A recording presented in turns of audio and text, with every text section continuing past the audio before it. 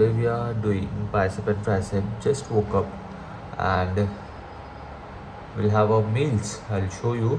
और what अभी जो भी सप्लीमेंट्स मैं लूँगा वो भी मैं आपको दिखाता हूँ. उसके पहले मॉर्निंग कंडीशन चेक करता हूँ. This is how it looks.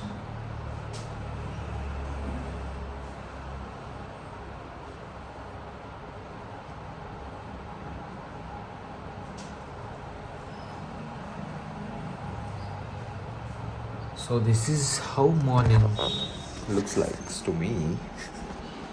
कल ओवरनाइट ओट्स बनाना भूल गया था तो इसीलिए आज हम खाने वाले हैं brown bread and peanut butter. That's it. ये रहेगा अपना प्री वर्कआउट मील. और मेरे को मिली ये एप्पल साइडर विनेगर, अभी जो भी कंपनी की है. तो ये मुझे मिली थी मेरे प्रोटीन के साथ एंड प्रोटीन वॉज न्यूट्रा बेका malai kulfi flavour. It is good. Like अच्छा है. This is how it is turning on. So अभी है तो यूज़ कर लेते हैं.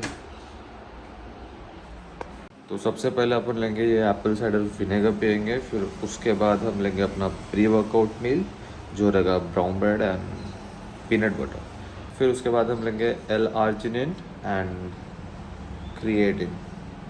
सो वो बहुत साथ में लेते हैं cause L-arginine is like flavoured है and creatine is unflavoured.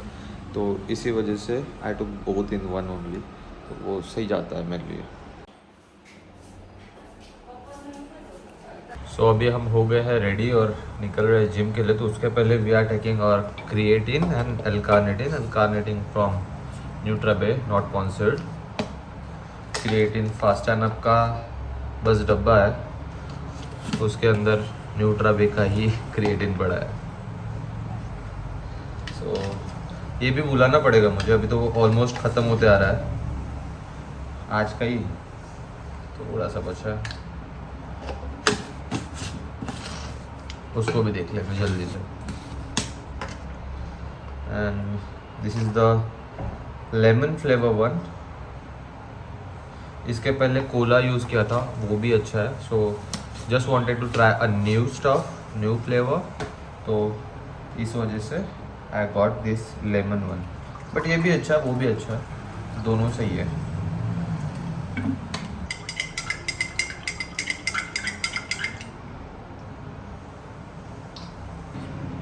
Just because कि क्रिएटिन इसमें ना मिक्स नहीं हो पाता है, डिजॉल्व नहीं होता है basically.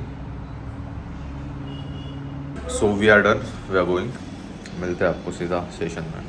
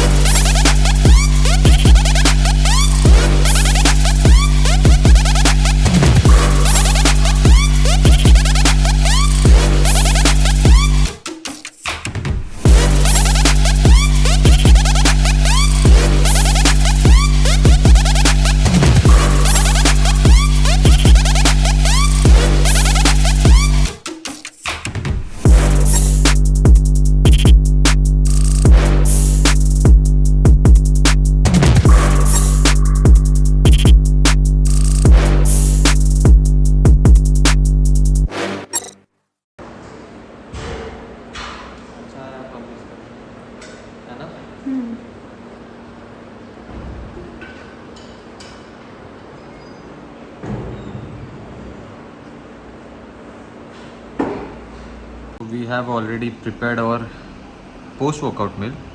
So this is the post workout meal.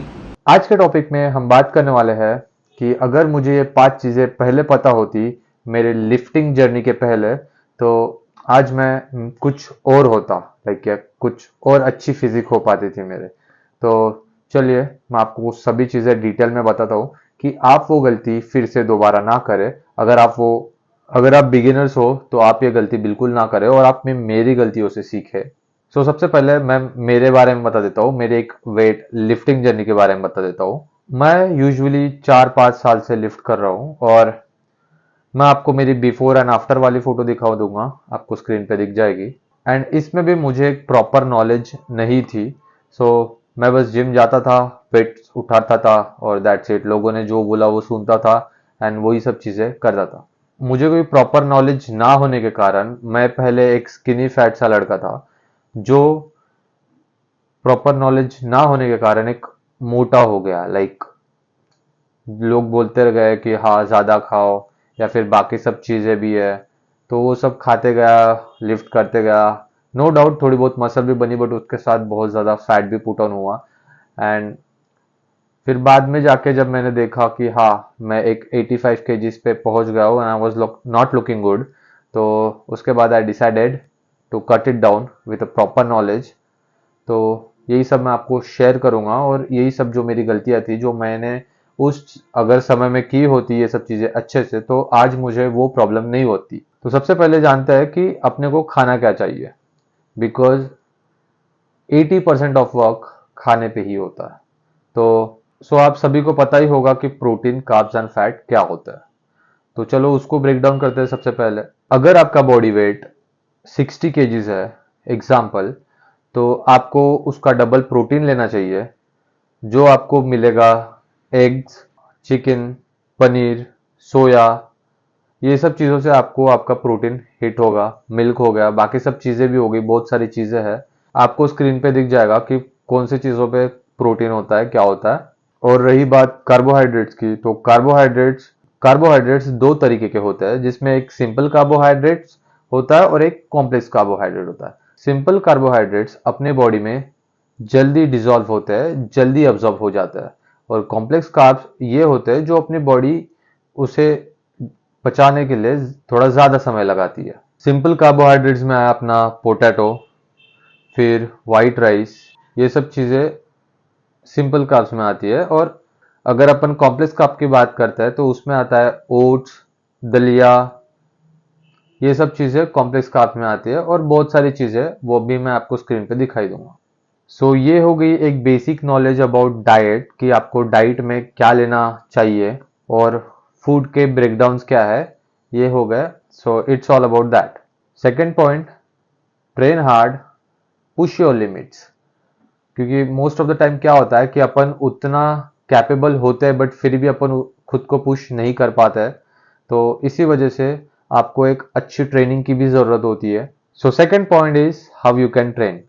तो ट्रेनिंग एक बहुत ही कॉम्प्लिकेटेड सा टॉपिक है, बट मैं आपको एक शॉर्ट में सब चीज़ें समझा देता हूँ कि अगर आप ट्रेन कर रहे हो, तो अगर आप बिगिनर हो या आप अच्छे से ट्रेन कर रहे हो, तो देखो कि आप इंजरी फ्री ही ट्रेन करो। Don't go for deadlift 1 rape max. अगर आप ये सब करोगे तो आपको इंजरी हो जाएंगी और फिर आपको घर पे ही बैठना पड़ेगा। तो बी सेफ और एक अच्छे से टेम्पो के साथ आप वर्कआउट कीजिए। एक अच्छा खुद की लिमिट्स पुश करके आप वेट्स उठाइए, बट ईगो लिफ्टिंग बिल्कुल भी नहीं करना है। आप देख रहे हो कि अगर अच्छे से आपके रेप्स परफॉर्म हो रहे हैं, सब चीज़ें अच्छे से जा रही है, तो हाँ आप एक अच्छी ट्रेनिंग कर पा रहे हो। आप हर बारी अगर प्रोग्रेसिव ओवरलोड कर पा रहे हो, वही सेम फॉर्म पे, वही सब चीज़ें सेम रखने के बावजूद भी, तो आप एक अच्छा प्रोग्रेसिव ओवरलोड भी कर पा रहे हो।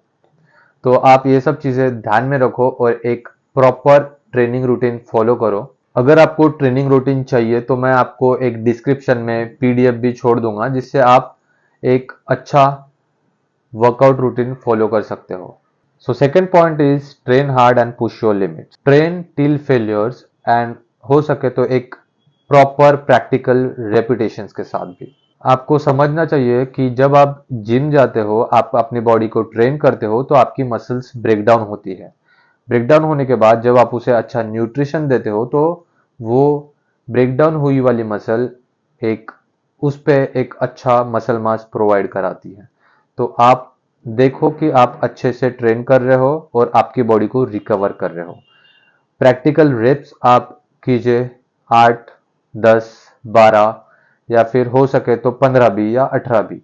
बट अगर आप 1 रेप्स मैक्स जाते हो किसी भी चीज में तो वहां पे एक ईगो लिफ्टिंग आ जाती है और ईगो लिफ्टिंग के चक्कर में आप खुद की बॉडी को खुद को एक इंजरी प्रोवाइड करोगे। तो इसीलिए स्टे सेफ एंड एक अच्छे टेम्पो के साथ आप ट्रेन कीजिए। Third point is progressive overload. जो मैंने बहुत समय से कभी मेरा प्रोग्रेस ट्रैक ही नहीं किया था कि मैं कितना वेट उठा रहा हूँ या बाकी सब चीज़ें कर रहा हूँ, मैं कभी ट्रैक नहीं किया था। But right now I am doing it. ये सब चीज़ें ट्रैक करता हूँ कि हाँ लास्ट टाइम मेरा कितना गया था बेंच प्रेस में, अभी कितना जा रहा है, तो I am tracking it now.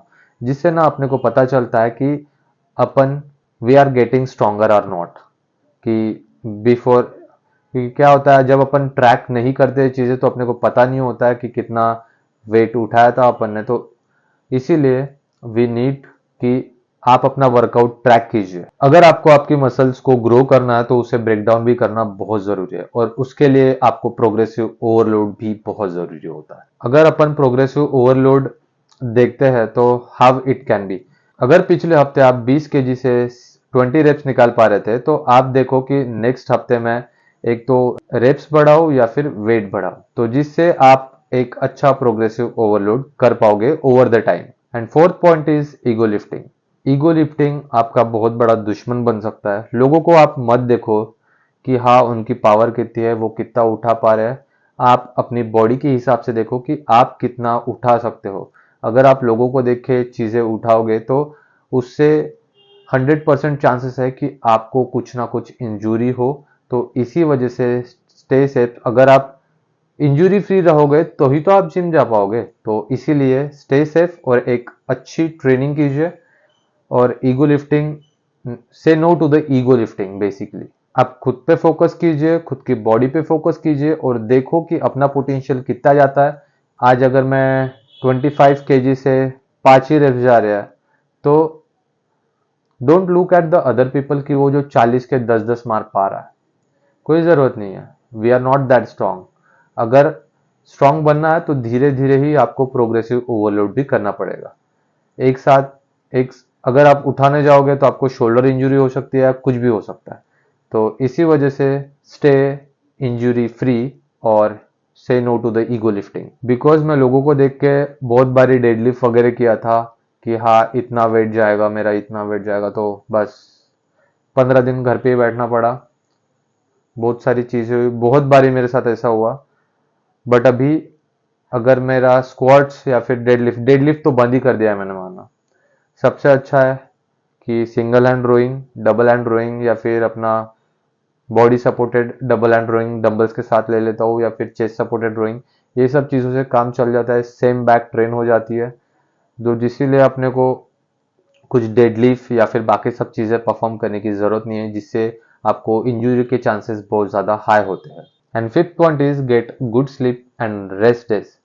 क्योंकि क्या होता है अपनी बॉडी को 3 चीज़ों की बहुत ज़्यादा ज़रूरत होती है। सबसे पहले अगर आप जिम जा रहे हो तो आप उसे अच्छे से ट्रेन करके ब्रेक डाउन कर रहे हो।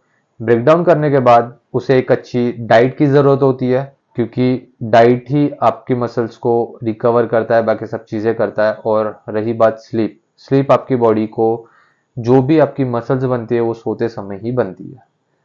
क्योंकि जब आप रेस्ट करते हो आपकी बॉडी तो भी आपकी बॉडी काम करते रहती है। तो इसीलिए आपकी बॉडी को रेस्ट की बहुत ज़्यादा ज़रूरत होती है। मोस्ट ऑफ द टाइम लोग बोलते हैं कि 7-8 घंटा सोना चाहिए। किसी से होता है, किसी से नहीं होता है, किसी का वर्क रहता है, किसी का कुछ रहता है।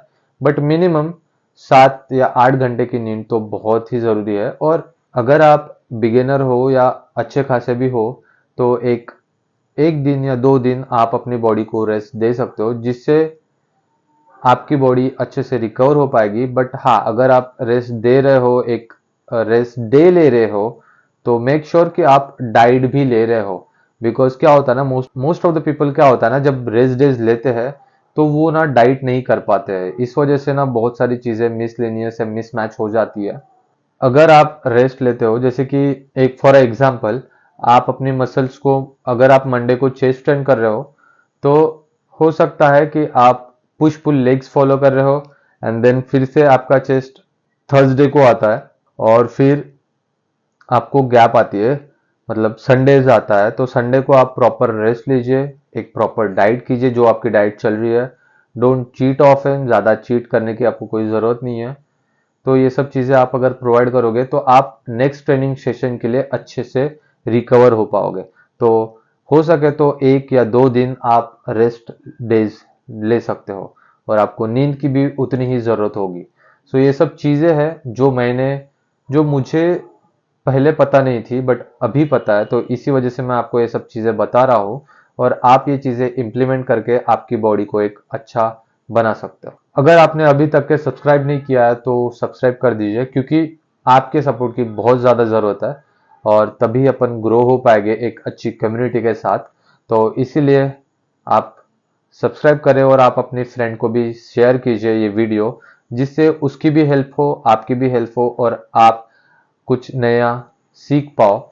So make sure you are hitting the like button, commenting on it and subscribing to it. So till then, see you in the next video.